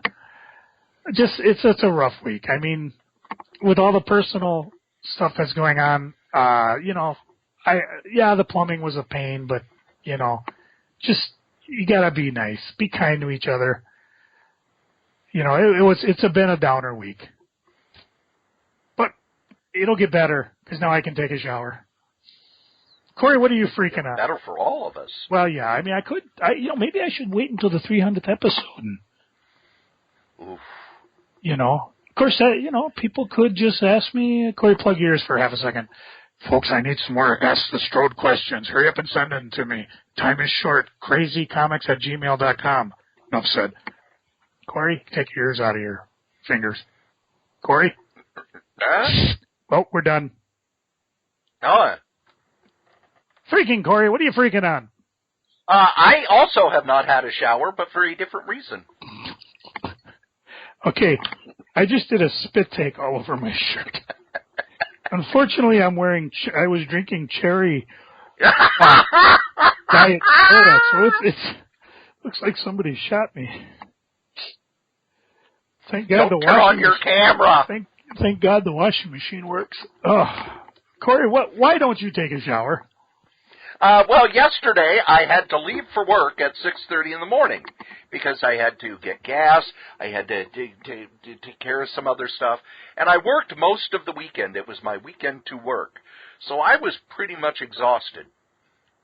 Get into work, I get a call. Cory, is there any way you can come in and do the overnight tonight? Oh, I suppose. Then, as I'm driving home, I get the call, Cory, we really need you to come in now. Everybody wants you. One of the staff got fed up and quit in the middle of her shift. So I went to work. Thank goodness I had my gym bag. I always keep my gym bag in the car because I didn't want to wear, my really nice shirt with the French cuffs and all that while I'm giving somebody a shower and changing their Depends and stuff like that. So I was able to at least change shirts and everything, and then did the overnight. And on the overnight shift, I actually had a dream about Shinders, Joe. Oh, I had a dream about my ex-girlfriend, but go ahead. I had a dream that I had to go back to work at Shinders, and was doing it so I could get comics cheap, but they had changed the register. And for some reason, the register wasn't working right, so I would put in 4 times $1.99, and it would come up $78. And I go, the register doesn't seem to be working. You just don't know how to work it. Well, yeah, I haven't been here in 20-some years. I'm trying to do that, and the line is growing behind the people, and, so it's stress dream. And then next thing I know, it's, Cory, you need to get up. Huh? One of the clients who has very limited use of his legs decided he didn't want to get in his wheelchair and started crawling to the bathroom. And in crawling to the bathroom, his pants kind of stayed in one place as he was crawling, so they were down around his knees. And he got tired going to the on his way to the bathroom, so he stopped, but he still had to go to the bathroom. So at 4:45 in the morning, I was helping someone who was doused in urine with pants around his knees up into his wheelchair so that he could go into the bathroom and clean up. And I go to lay down, and I have to get up at 5:30 anyway to start getting ready for work, so I lay down, and I don't get back to sleep. And I had to be at work today at 7 a.m. because I had a conference call with Manila. And the conference call, which was supposed to be an hour and a half, and then I start my shift at 8:30, nope, the conference call was 20 minutes. So, yep, I drove all the way in, direct from the group home to work for a conference call that was 20 minutes long that I could have listened to, on my cell phone at home. So, I did stuff around at work, and when I got home, I realized I have not eaten anything that doesn't come in a wrapper since yesterday morning. I haven't taken a shower. I'm still wearing the same socks. I at least changed my socks. And underpants. Then I just get into the driveway, and Joe goes, "Hey, let's record." Damn straight. So as soon as I have working plumbing, and I wanted to celebrate. As soon as we're done recording, I am taking a shower and going to bed. Joe, what are you geeking on? I will tell you one thing that and this is kind of a mini Tales of the Shop. I had symptoms about going back to work when I worked at Sears, and this was back when I had Crazy Comics. I had quit Sears. I had cashed out my for I guess their retirement plan and bought the shop, and oftentimes I'd find myself back at Sears because there were guys who left Sears and came back all the time, and suddenly I was one of those guys, and I was selling stuff. Now there's no Sears to go back to. Yeah, there is that. And all I can remember is, just being there and being kind of wowed, and, also coming up with the idea that, if I get too much shit here, I'm leaving because I got my comic shop I can go to. So, just crazy stuff. As far as geeking, well, my wife and I had a couple days where we just watched movies, which was actually quite fun. And oddly enough, we started off on Netflix, and we watched a couple documentaries. First one I kind of watched on my own because she wasn't all that interested, called The Propaganda Game, a 2015 documentary film about North Korea. And it was real interesting because the director, who is from Spain, and again, you know how well I pronounce American names, good luck with this one, Alvaro Logria, and he basically had almost carte blanche to do a video diary of his short visit to North Korea, which I always find intriguing because, you know, it's pretty much the last hermit kingdom on Earth. I mean, it's closed. Everything that comes out of it, you have to kind of look through a propaganda lens. Everything they tell their people is pretty much a propaganda lens. But what's kind of neat is they came across a Spanish sympathizer by the name El Jandro de Benoist, and he, you know, they call him a sympathizer, an apologist for the North Korean government. And he kind of becomes part of the documentary, which is real interesting because he is sincere in his beliefs with what he believes in. The reason he likes North Korea as opposed to China or Soviet Union or anything is that he says they haven't given into market reforms, which they think is a corruption in terms of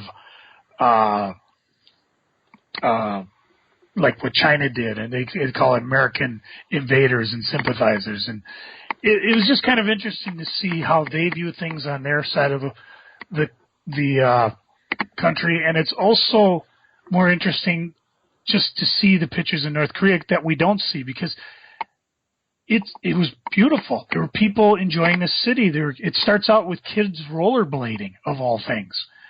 You know, it's just these are people that are just living there. Of course, they have you know, the experts come in and they say things, you know, well, you know, they do it this way, they do it that way. So it's really kind of interesting to see both sides of the propaganda game as it's played. And some of it is real interesting because there was a report about how one person who had started market reforms, I think he was an uncle of the current leader, and he was actually taken out of their government organization and taken out and shot. And the rumors filtered through all the media that he was taken and thrown naked into a pit of starving dogs and what was it? What's the guy's name? Kill in Jung, whatever. Great, now I got North Korea on my ass. And the leaders watched him as the dogs basically attacked and bit and ate this guy alive. Unfortunately, that wasn't true because one of the people that were talking in the documentary was a blogger in China at the time, and she found out that that story originated as a parody in a blog and basically circled the world as truth, and to this day still is being taunted as just what a sick bastard the leader of North Korea is. It wasn't true. So, you know, again, propaganda game. I found it fascinating. Second one my wife had me watch, she'd watched it with me. It was called The Day Kennedy Died. And it's basically a minute-by-minute documentary, and they talk to people who have never given their witnesses before. A lot of footage, rarely heard testimonies. They talked to the doctor who tried to save him, the Secret Service agent who was, in his words, seconds too late. If you remember the famous video, he's the guy who jumped on the car.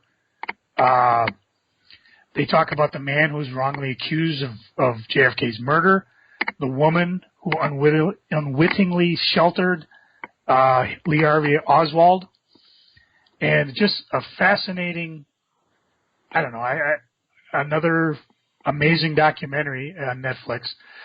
Last one we started, but, you know, there's a lot of documentaries going through, called The Last Man on the Moon, about Apollo astronaut Gene Cernan.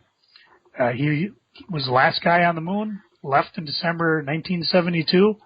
He left his footprints and his daughter's initials in the lunar crust.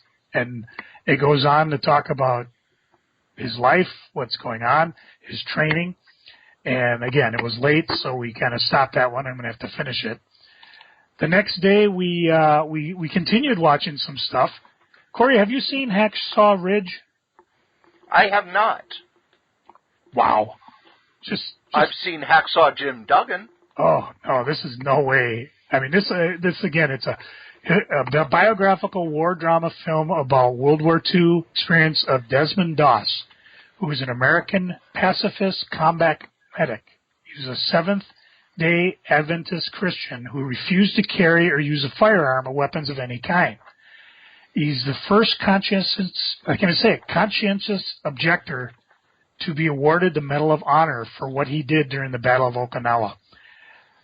When I went into this, I thought it was Heartbreak Ridge, which apparently was a really goofy comedy done in the 80s by Clint Eastwood about a band of Marines. All I remember is that the Marines were hoping it would do for them what Stripes did for the Army and Top Gun did for the Navy. It didn't. But so as I watched this, I realized, oh no, this is not what I'm thinking, and I was very curious as to why my wife pulled a film from 1983. No, this one was directed by Mel Gibson, and it's part documentary. There's quite a bit that's a few things that are not historically accurate, but what this gentleman did was freaking amazing. And it's worth seeing, or at least going to Wikipedia and read about Doss himself. Second movie was one of those we picked out when I did my massive 50-cent binge when one of the Pawn Americas went out of business. The Ides of March. I picked this up because it's got Ryan Gosling, it's got George Clooney, it's got Paul Giamatti, it's got even Rochelle Wood. This was not that good. Directed by, I mean, really, The West Wing did it better. Being a political guy, there's a couple things in here that I'm like, basically, ambition seduces and power corrupts in this nerve-wracking thriller. Idealistic campaign worker Stephen Myers, sworn to give all for the governor.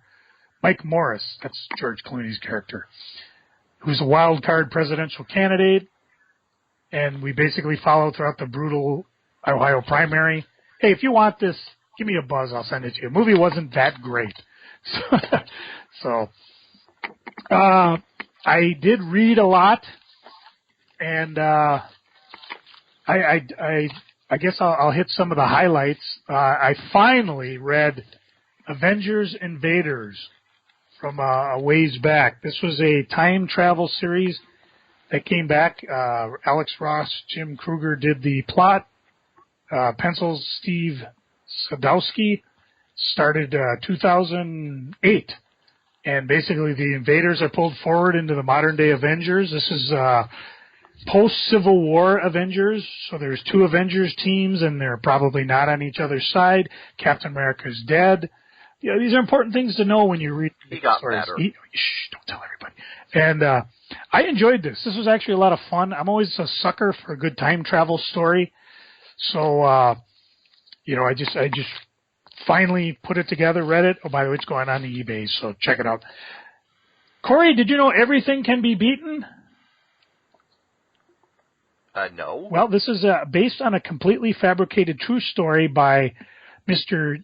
Skolex and Scrambly, published by Slave Labor Graphics.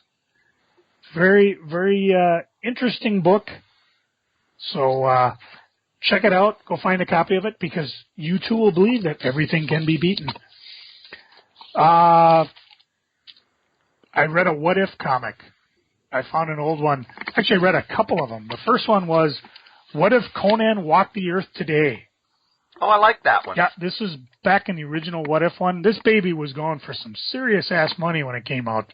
I don't even recall seeing it on the stand. I think I had to buy this one on the secondary market. Well, I picked up a $1 copy somewhere and finally reread it. A lot of fun.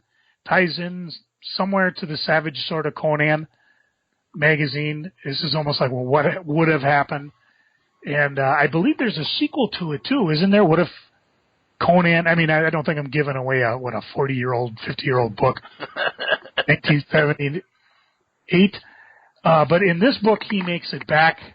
In another What If story, he stays on Earth, and I don't. Yep. recall if Roy Thomas wrote that one or not. He did not. Which could explain why I don't remember it as fondly, whereas this one he did, and is really good. Another one is, what if the Avengers had become pawns of Korvac? Which was almost better than the original series, in my opinion, except for the fact everybody dies. And as far as I know, stays dead. Again, another $1 comic I picked out of somewhere from the original run. It was just a blast. I talked a lot about wedding issues. I reread Tales of Teen Titans number 50, where Donna and some schmuck got married. Donna being Wonder Girl at the time. A lot of cameos, George Perez art, wonderfully written story, a lot of personality things in there. A couple others. I only got really 3 more I'll glance. Corey, have you ever read The Astounding Villain House by Shannon Wheeler? Yes. Oh, again. Love Shannon Wheeler. He's got a new book coming out, Ship My President Tweets.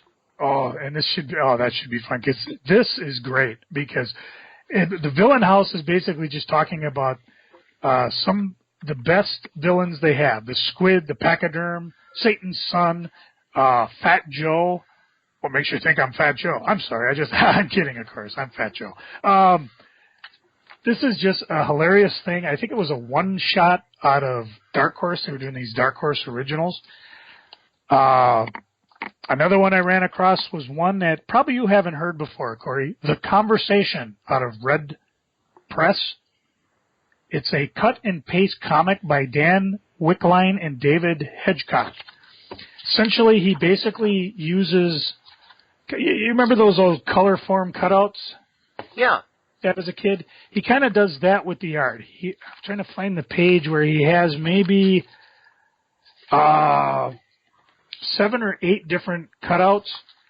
One place. Let's see, 1, 2. And the hands change, the faces change, the food changes. And it's basically kind of a conversation of 2 guys in a restaurant. Conversation about sex. But anyways, it's the conversation. It was just a lot of fun. And the last ones I'll just glance over briefly. Corey, you remember when Top Cow and Marvel did a bunch of crossovers? Yeah. I found 3 of them. I know I've got them all. Darkness. They put out a trade paperback of them at one point. Well, they're all really cheap on eBay. Darkness Hulk, I read. Cyberforce X-Men. Darkness Wolverine. Darkness Wolverine was pretty cool just because it's the 2 characters. Cyberforce X-Men was neat. I guess it does lead into Cyberforce, so even though X-Men may not acknowledge it, Cyberforce certainly does. And of course, Darkness Hulk was fun, but it also shows that the Darkness is a bit of a bitch. Son of a bitch, that is. I know I've got more. There was a whole run of these, 2007 or so. And the reason I mention all these quickly, with the exception of the Avenger Invaders, these are books that they don't really have much of a value. You could probably find them on eBay for $1. And as I'm ripping through my collection, trying to get rid of that Fall Con, which is October 7th, I believe, I'm going to finally blow out the books I don't want, keep the ones I do. I know I've got more copies of Tales of the Teen Titans, and I could probably use a better shape What If Conan, but these are all books that just don't have a price on eBay. I never read them, so I figure, what the heck? I'm going to read them first before I get rid of them. So, not to be on the eBays, but if you want them, like I said, they're not expensive. It's almost like the other realm. The first realm is, oh, these books are so expensive, I can't sell, must keep. And the other ones are like, well, they're good reading, but that's about it. Let's see. Nah, it's enough freaking. I'm geeking. For me. How about you, Corey? What are you geeking on? The first thing I'm geeking on, by the time this episode's air, we will have had the geekiest weekend in a long, long time, Joe. Geeky weekend. Ah, dang it. Got more cherry on my shirt. Friday, the first new season of Mystery Science Theater 3000 drops on Netflix. And, of course, if you were on the Kickstarter, you've already watched it. Saturday, the first episode of the new season of Doctor Who drops. You know what I finally saw online? Was it last season where the new Doctor finally reruns into River Song? Yes. Oh, I caught a little bit of that. Hello, sweetie. That was just a lot of fun. She gives such a great speech. He's certainly not coming for me. Hello, sweetie. So it's Easter weekend, but because of all that geekiness, I can't do what I normally do on Easter weekend, Joe. Buy half-price Easter candy at 7-Eleven? No, I do that on Monday. Oh, okay. No, Easter weekend I usually watch the Living Dead, the trilogy by George Romero, Night of the Living Dead, Dawn of the Dead, and Day of the Dead. But I have too much to watch this weekend, so I won't get to watch them this year. I like watching movies where the dead come back to life on Easter. Yeah, but why people keep giving me a dirty look when I talk about that. But but Jesus wasn't a zombie; he was a lich. That's all. All I know is they came back to life. Remember, in the Romero movies, they're not called zombies. The only thing they are called are ghouls. So, and the more you know, and knowing is half the battle. And the last thing I'm geeking on, I got completely caught up on both Spider-Gwen and Ultimate Spider-Man. I think it's just called Spider-Man now, Miles Morales. They had themselves a crossover. And while I don't like the fact that people are dimension hopping and going to alternate universes pretty much at the drop of a hat at this point, I did like the interplay between Spider-Gwen and Miles Morales. They made a great team, and I hope that they follow up on that team very soon. I thought it was a very fun crossover, and it did what a good crossover should do. It wasn't a typical Marvel crossover where they started fighting each other. But it was good that it started in one book and went to the other and then back. And I always liked those when I was a kid, and they kind of got away from them instead for these big, it starts in this book and then goes to this one and this one and this one and this one and this one and this one. But I like that, these characters are going to meet and there'll be an issue. They meet here and then they go over to this book and then they go back and then they go forth. And it was just fun. It was kind of nostalgic in a way. It was a very fun comic to read. And hopefully this weekend, when the weather is good, I'm going to be able to sit and read some of these omnibuses that are now on a stack taller than me. It'll probably snow. Yeah, probably. Well, believe it or not, kids, you've listened to us blather on about funny books for, almost 2 hours. All 900 of you, we're giving you your money's worth. Woohoo! Joe, wait, they're not paying for this, are they? I don't know. I don't know the mechanics of this. I know I haven't been paid. I haven't been paid since I spent that $20 on a pizza. Well, as we say every week, kids, the comic we like the least, we still like better than the comic that you like the most. Joe? Pepsi. Shit. No one could have a bigger PR disaster than us this week. United Airlines. Hold my beer. Sean Spicer. Bitch, please. Hit my music.